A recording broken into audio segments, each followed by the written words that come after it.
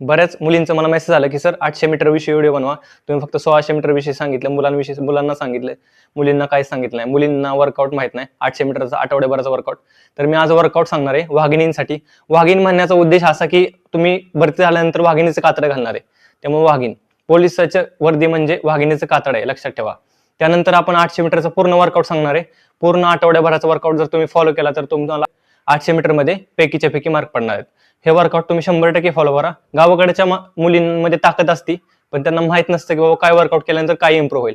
ताकद असून उपयोग नाही, स्ट्रॅटेजी इम्पॉर्टंट आहे. स्ट्रॅटेजी कुठल्या गोष्टीने येते? अनुभवाने येते. तर मी माझा पूर्ण अनुभव सांगणार आहे किंवा काय वर्कआउट केल्यानंतर तुमचं 800 मीटर इम्प्रूव्ह होईल, कोणती स्ट्रॅटेजी व आठवड्याभर काय केलं पाहिजे. तर आपण रविवारपासून सुरू करणार आहे. तर रविवारी पूर्ण रेस्ट असतो, त्यामुळे रविवारी पूर्ण रेस्ट घेतल्यामुळे सोमवारी आपण 800 मीटरचं टायमिंग काढणार आहे. त्यामुळे सगळ्यात पहिल्यांदा 800 मीटरचं टायमिंग काढायच्या आधी पहिल्यांदा बॉडी वॉर्म करणं गरजेचं आहे. थंडीचा दिवस आहे, थंडीचा दिवस असो किंवा गरमीचा दिवस असो, बॉडी वॉर्म करणं. बॉडीचं वॉर्म नाही केली तर इंजुरी होते. बऱ्याच मुलींना असं प्रॉब्लेम्स येतात की इंजुरी होते. तर त्यामुळं सोमवारी सकाळी बॉडी वॉर्म करायची, स्ट्रेचिंग करायची. स्ट्रेचिंग झाल्यानंतर आपण काय करणार आहे? 800 मीटरचं टायमिंग लावणार आहे. 800 मीटरचं टायमिंग प्रॉपर स्पीडने 800 मीटर पाहायचे. 800 मीटर पाहिल्यानंतर 1 मिनिटाचा रेस्ट घ्यायचा आहे. त्यानंतर 400च्या 4 रेपिटेशन लावायच्या. 400च्या 4 रेपिटेशन लावल्यानंतर 200च्या 2 रेपिटेशन लावायच्या. प्लस नंतर स्ट्रेचिंग करायची, थोडासा वर्कआउट करायचा, बॉडी कूल डाऊन करायची आणि वर्कआउट संपवून टाकायचा. आपण सोमवारी जास्त का घेतलं नाही सकाळचं, तर आपल्याला संध्याकाळी पण वर्कआउट करायचं आहे आणि आठवड्यावर पूर्ण एनर्जी टिकवून ठेवायची.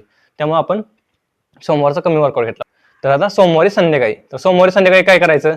तर सोमवारी संध्याकाळी थोडीशी बॉडी वॉर्म करायची, थोडंसं स्ट्रेचिंग करायचं, स्टमक वर्कआउट करायचा, पुशअप्स मारायचे, पुलअप्स मारायचे. तर मुलींना पुशअप्स पुलअप्स का मारायचे असं सांगताय, तर पुशअप्स पुलअप्सचा काय फायदा होतोय लक्षात. पुशअप्स पुलअप्स मारल्यामुळं तर तुमच्या बॉडीमध्ये ना एनर्जी येते, एनर्जीमुळे ताकद येते, मसल वाढतायत, त्याच्यामुळे गोळा तुमचा आउट ऑफ जाणार आहे. आणि संध्याकाळी गोळा टाकायचा, 100 मीटरच्या 2 स्ट्राईड मारायच्या, स्ट्रेचिंग करायची, स्टमक वर्कआउट करायचा आणि संध्याकाळचा वर्कआउट संपून टाकायचा.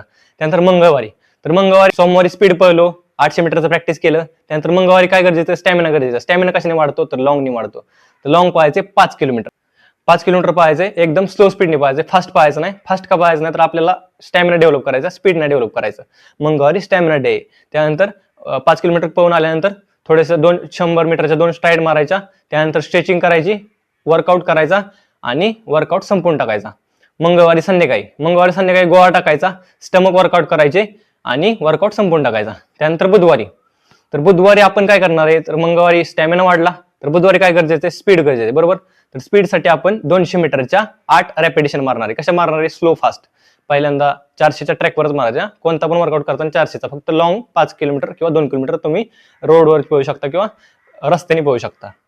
तर आपण बुधवारी 200च्या 8 रेपिटेशन मारणार आहे. कशा मारणार आहे? Slow fast. 200 metre fast, 200 metre slow. 200 metre fast आणि 200 मीटर स्लो का पाहायचं? तर तुम्ही 800 मीटर जेव्हा पळताय तेव्हा तुम्हाला दम लागतोय, कधी स्पीड कमी होते, कधी जास्त होते. तर ह्याचा फायदा काय होतोय? तर तुम्ही स्लो फास्ट मग काय होतोय? तर शरीराला, बॉडीला सवय होती की तुम्ही स्पीडनी पण पळू शकता, प्लस थोडं स्पीड कमी झालं तरी दम लागणार नाही. पण स्पीडनी पळू शकता, प्लस स्लो पळू शकता. हे काय होतं? स्टॅमिना इम्प्रूव्ह होतोय आणि प्लस वेट पण कमी होते, मेंटेन राहते बॉडी. त्यानंतर 100च्या स्ट्राईड नाही मारायचे, कारण आपण 200 मीटरच्या स्लो फास्ट केले, स्पीडनी पळलोय. त्यानंतर आपण स्ट्रेचिंग करायची, थोडंसं एक्स्ट्रा वर्कआउट करायचा, स्टमक मारायचं आणि त्या दिवशीचा वर्कआउट संपवून टाकायचा. त्यानंतर गुरुवारी काय करायचंय? गुरुवारी आपल्याला 2 किलोमीटर घ्यायचंय. 2 किलोमीटर कसं पाहायचं? एकदम स्लो पाहायचं, फास्ट काहीच पाहायचं नाही, एकदम स्लो जॉगिंग 2 किलोमीटर पाहायचं. आल्यानंतर 200 मीटरच्या 2 स्प्रिंटा मारायच्या. 200 मीटरच्या 2 स्प्रिंटा का मारायच्या? त्याचा 100 मीटरला फायदा होतो. आपण लॉंग पळलोय 2 किलोमीटर, त्यामुळे आपल्याला 200 मीटरच्या 2 स्प्रिंटा मारणं गरजेचं आहे, अंगात स्पीड येणं गरजेचं आहे. त्याचबरोबर स्टॅमिना इम्प्रूव्ह झालाय. त्यानंतर एक्सरसाइज करायची. स्टमक वर्कआउट का सांगतोय मी प्रत्येक वेळेस? तर स्टमक वर्कआउटचा फायदा असा आहे की पोट फिट तर रनिंग फिट, हे तुम्ही ऐकलं असेल. आणि पोट फिट असेल जसं तर रनिंग फिट असते, लक्षात ठेवा. त्यामुळं स्टमक वर्कआउट करायचा, स्ट्रेचिंग करायची, एक्सरसाइज करायची आणि त्या दिवशीचा वर्कआउट संपवायचा. त्यानंतर गुरुवारी संध्याकाळी काय करायचं? तर आपण 100च्या 4 रेपिटेशन मारायच्या, 100च्या स्प्रिंटा मारायच्या, स्टार्ट मारायचं, 40 मीटर स्टार्ट, 60 मीटर स्टार्ट. त्यानंतर गोळा टाकायचा, पुलअप्स पुशअप्स मारायचं, स्टमक वर्कआउट. त्यानंतर शुक्रवारी काय करायचं आपल्याला?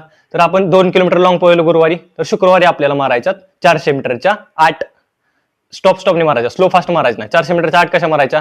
तर सुरुवातीला 400 मीटर अशा 8 मारायच्या. प्रत्येक 400 मीटर मध्ये अर्ध्या मिनिटाचा गॅप पाहिजे, अर्धे मिनिट रेस्ट परत 400 मीटर लावायचे, अर्ध्या मिनिट रेस्ट परत 400 मीटर लावायचे. पण 400 मीटर लावण्याच्या आधी स्ट्रेचिंग लय इम्पॉर्टंट आहे, प्लस बॉडी वॉर्म करणं गरजेचं आहे. जर एकदम मारचाल तर इंजुरी होईल आणि मग प्रॉब्लेम होऊ शकतो. त्यामुळे भरती जवळ आली, 1 महिन्यावर आली, त्यामुळे तुम्ही हे करणं गरजेचं आहे. त्यानंतर स्ट्रेचिंग करायची, प्रॉपर बॉडी कूल डाऊन करायची, रिलॅक्स करायची आणि शवासन करायचं. कारण का आपण स्पीडने पळलेलो असतो, त्यामुळे बॉडीला एकदम रिलॅक्स होणं गरजेचं आहे. त्यामुळे शवासन करायचं, अर्धा तास थोडंसं पडून राहायचं ग्राउंडवरच, रिकव्हरी करायची. शुक्रवारी संध्याकाळी काय करायचं, गोळा टाकायचा, 100 मीटरचा स्ट्राईड मारायचा, 4 स्टार्ट मारायचं, पुलअप्स मारायचं, पुशअप्स मारायचं, स्टमक मारायचं आणि शुक्रवारचा संध्याकाळचा वर्कआउट संपूर्ण टाकायचा. तर शनिवारी इम्पॉर्टंट वर्कआउट आहे काय, तर हिल वर्कआउट. हिल वर्कआउट का करतोय, तर पायामध्ये स्ट्रेंथ राहणं लय गरजेचं आहे. पायामध्ये स्ट्रेंथ असेल तर 800 मीटरला तुम्हाला पाय उचलतील. बऱ्याच लोकांच्या मांड्या लॉक होतात, तर मांड्या लॉक होऊ नये म्हणून तुम्ही हिल मारायचं. हिलमध्ये तुम्हाला हिल नसेल तर चढ असेल एखाद्या रस्त्यावरती, तर चढ सुरुवातीला फास्ट मारायचं, चढ उतरताना स्लो उतरायचं, म्हणजे पळत उतरायचं, हळू नाही उतरायचं, कारण बॉडी गार होणार आहे. सुरुवातीला परत वरती चढताना फास्ट चढायचं, उतरताना स्लो उतरायचं, वरती चढताना फास्ट चढायचं, उतरताना स्लो उतरायचं. ह्याचा फायदा काय होणार आहे, तर स्लो फास्ट पण होते, हिल वर्कआउट पण होते. हिल वर्कआउट का होते, हिल वर्कआउटचा काय फायदा आहे, तर हिल वर्कआउट मग स्ट्रेंथ वाढते, लेगमध्ये ताकद येते, पोटात ताकद येते, अंगात ताकद येते. त्यामुळे शनिवारी हिल वर्कआउट करायचा. त्यानंतर पूर्ण 8 रेपिटेशन मारायच्या. 200 मीटर जर हिल पाहिजे, 200 मीटरची हिल असेल तर जायचं, चढायचं 200 मीटर, उतरायचं स्लो जॉग करत, परत 200 मीटर लावायचं. एक टायमिंग, एक पेस पडला पाहिजे, तुमचा जो पेस असेल त्या पेसने लावा. त्यानंतर शनिवारी संध्याकाळी काय करायचं, गोळा टाकायचा, 100 मीटरचा स्ट्राईड लावायचे, 2 पुलअप्स, पुशअप आणि सिटअप्स. स्टमक वर्कआउट जास्त करायचा, कारण का आपल्या संडेला रेस्ट आहे आणि सोमवारी टायमिंग काढायचे. शनिवारी झाल्यानंतर प्रॉपर रेस्ट घ्यायचा. प्रॉपर रेस्ट घेतल्यानंतर संडेला जर तुम्हाला गरज पडली तर आईस बाथ घेऊ शकता. आईस बाथ माहिती असेल तुम्हाला, आईस बाथ काय करतोय, तर मसल रिकव्हरी करतोय. तर मसल रिकव्हरी करण्यासाठी तुम्ही आईस बाथ घ्या. आईस बाथ घेतल्यामुळे जे छोटे मायक्रो इंजुरीज झाले असतात, मसल डॅमेज झाले असतात, तर त्यांनी पूर्ण बॉडी रिकव्हर होते. त्यामुळे आईस बाथ घेऊ शकता. आठवड्यातनं एक वेळेस घेतला तर चांगलीच गोष्ट आहे, कारण का जर ज्याला अवेलेबल नाही व्हायचं तर त्यांनी 15 दिवसातून एकदा तरी आईस बाथ घ्या. आईस बाथ आपल्याला माहित नसते, बऱ्याच लोकांना आईस बाथ विषयी काहीच माहित नाही, तर आईस बाथ घेऊ शकता. त्यानंतर संडेला प्रॉपर रेस्ट करायचं, एकदम body cool down, no warmup, no exercise, proper rest, proper diet घ्यायचा, प्रोटीन वगैरे घेऊ शकता. मी डाएट विषयी पण व्हिडिओ बनवला, डिस्क्रिप्शन मध्ये बघू शकता. आणि तुम्ही कोणत्या जिल्ह्याला फॉर्म भरलाय नक्कीच डिस्क्रिप्शन मध्ये सांगा. तुम्हाला कशाविषयी पाहिजे हे सांगू शकता. तुम्हाला कोणत्या जिल्ह्याची माहिती पाहिजे तर ते मी त्याविषयी पण व्हिडिओ बनवलाय, डिस्क्रिप्शन मध्ये लिंक दिली. स्पाइक विषयी पण सांगणार आहे मी, नवीन अपडेट येईल त्याविषयी पण सांगणार. त्यामुळे माझ्या चॅनलला सबस्क्राईब करून ठेवा. तर सबस्क्राईब केलं तर तुम्हाला नवीन अपडेट भेटत जाईल. मी नंतर तिथं पोलीस अधिकाऱ्यांना पण भेटून माहिती घेणार आहे. पूर्ण डायरेक्ट आतमध्ये जाऊन मी माहिती घेतो. तुम्हाला पण अशीच माहिती भेटू शकते. त्यामुळे माझ्या चॅनलला सबस्क्राईब करून ठेवा. जय हिंद.